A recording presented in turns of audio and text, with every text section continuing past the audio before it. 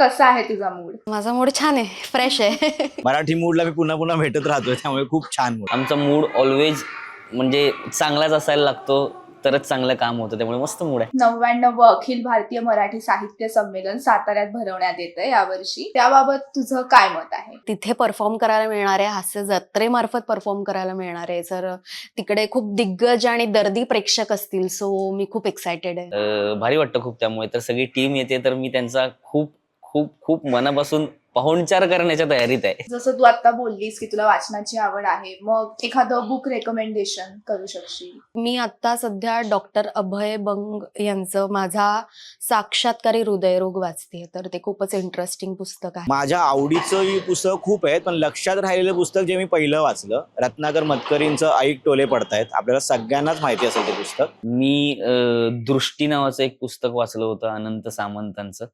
ते मला प्रचंड आवडलेलं. म्हणजे सगळ्यांनी वाचावं ते पुस्तक, असं पुस्तक आहे.